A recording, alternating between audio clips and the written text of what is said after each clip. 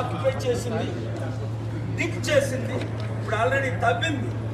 గత 1 year. Wait నేను చెప్తానండి. మొత్తం ఆక్యుపేషన్ అయితే 70 సంవత్సరాలుగా జరుగుతుంది, 77 సంవత్సరాలుగా. లేదు, I only speak with facts.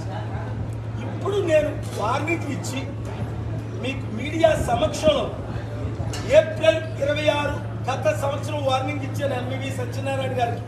ఇక్కడ ఉంటుండగా ఇదే హాల్లో మీరు ఆ భూములు విడిచిపెట్టండి. కనీసం 10 సార్లు మీడియాలో మాట్లాడారు. ఇప్పటికి జగన్మోహన్ రెడ్డి గారికి, ఎంవివి సత్యనారాయణకి ఈ భూములు ఆక్యుపై చేయకండి, మీరు విడిచిపెట్టండి.